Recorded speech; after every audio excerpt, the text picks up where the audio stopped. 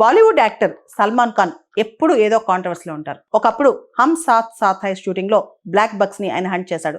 దాంతో బిష్నోయ్ కమ్యూనిటీ ఆయన పైన పగపెట్టుకుంది. ఇప్పుడు కూడా ఆయనకు ప్రాణభయం ఉంది. రీసెంట్ గా పాకిస్తాన్ వాళ్ళు ఆయన డిక్లేర్ టెర్రరిస్ట్ అని చెప్పి టెర్రరిస్ట్ గా డిక్లేర్ చేశారనమాట. ఎందుకంటే ఏదో ఒక ఫన్ సందర్భంలో సౌదీ అరేబియాలో ఒక ఎంటర్టైన్మెంట్ ఈవెంట్ లో బలూచిస్తాన్, పాకిస్తాన్, ఆఫ్ఘనిస్తాన్ అని చెప్పి బలూచిస్తాన్ సపరేట్ దేశంగా ఆయన వ్యాఖ్యానించడంతో పాకిస్తాన్ కోపం వచ్చింది. అక్కడ ఒక కాంట్రవర్సీ స్టార్ట్ అయింది. రీసెంట్ గా మనం చూస్తే సల్మాన్ ఖాన్ కి సంబంధించి ఇంకొక కాంట్రవర్సీ స్టార్ట్ అయింది. రీసెంట్ గా కోటాలోని ఒక కన్స్యూమర్ కోర్ట్ సల్మాన్ ఖాన్ కి నోటీస్ వచ్చింది. ఆయన పాన్ మసాలా యాడ్ చేశారని చెప్పి, పాన్ మసాలాని ఎండోర్స్ చేస్తూ ఒక అడ్వర్టైజ్మెంట్ లో పాల్గొన్నారని చెప్పి, అది చాలా తప్పు అని చెప్పి, సిన్ గుడ్ కాబట్టి సెలబ్రిటీస్ ఇలాంటి వాటిని ఎండోర్స్ చేయకూడదని చెప్పి ఒక లిటిగేషన్ పడింది కన్స్యూమర్ కోర్టులో. దాంతో రాజస్థాన్ లోని కోటాలో ఉన్న కన్స్యూమర్ కోర్ట్ సల్మాన్ ఖాన్ కి, ఆ పాన్ మసాలా మ్యానుఫ్యాక్చరింగ్ కంపెనీకి ఇద్దరికి కూడా నోటీస్ ఇచ్చిందనమాట కోర్టు. ఇక్కడ సల్మాన్ ఖానే కాదు, చాలా మంది సెలబ్రిటీస్ భారతదేశంలో చాలా సిన్ గుడ్స్ ని ఎండోర్స్ చేస్తూ ఉంటారు. రీసెంట్ గా మనం చూస్తే తెలంగాణ, ఆంధ్రాలో, ఇండియా మొత్తం కూడా చాలా బెట్టింగ్ యాప్స్ ని మన ఫిల్మ్ స్టార్స్ ప్రమోట్ చేశారు. సెలబ్రిటీస్, ఇన్ఫ్లుయెన్సర్స్ అందరూ ప్రమోట్ చేశారు. ఇప్పుడు వాళ్ళందరూ కేసులు ఎదుర్కొన్నారు. అంతేకాదు మనం చూస్తే కనుక అజయ్ దేవ్గన్ కావచ్చు, షారుఖ్ ఖాన్ కావచ్చు, అక్షయ్ కుమార్ కావచ్చు, వీళ్ళందరూ కూడా పాన్ మసాలా యాడ్స్ చేసిన వాళ్ళే. దాంతోపాటు మన తెలుగు స్టార్ మహేష్ బాబు గారు కూడా పాన్ మసాలా యాడ్ ఒకటి చేశారనమాట ఇంతకుముందు.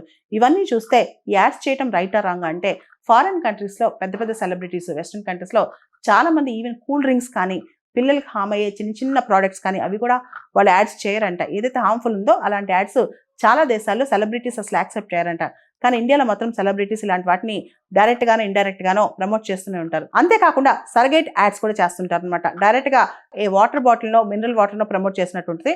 దాని వెనకాల విస్కియో, బ్రాందియో అలా ఉంటుంది అనమాట. ఇలా చేసే సెలబ్రిటీస్ కూడా భారతదేశంలో చాలా మందే ఉన్నారనమాట. అయితే ఇప్పుడు ప్రస్తుత కేసులో సల్మాన్ ఖాన్ ఏదైతే యాడ్ చేశారో దానికి సంబంధించిన కంపెనీ మాత్రం అది సాఫ్రాన్ ఇన్ఫ్యూజ్డ్ ప్రోడక్ట్ కాబట్టి అది పాన్ మసాలా కిందకి రాదని చెప్తుంది. అయితే భారతదేశంలో స్వచ్ఛమైన క్వాలిటేటివ్ సాఫ్రాన్ కొనాలంటే, కేజీలు చొప్పున కొనాలంటే 4-5 లక్షల రూపాయలు ఉంటుంది అనమాట కేజీ. అలాంటప్పుడు ఇది ఈ పాన్ మసాలాకి సాఫ్రాన్కి ఏం సంబంధం?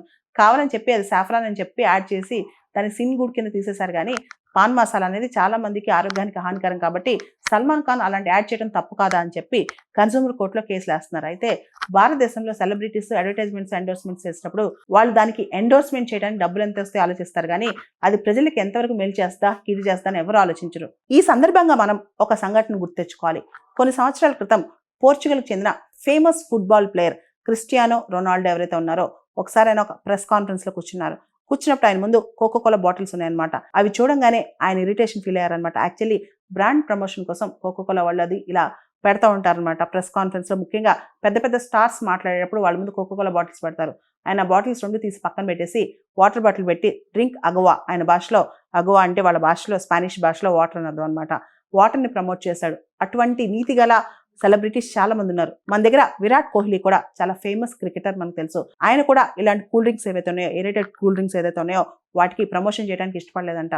సో ఇలాంటి నీతి కల సెలబ్రిటీస్ చాలా మంది ఉన్నారనమాట. అంటే వాళ్ళకి వచ్చే డబ్బులు పక్కన పెట్టి అది మంచా చెడ, జనానికి మంచి చేస్తా చెడు చేస్తా అని ఆలోచించే వాళ్ళు చాలా మంది ఉన్నారు.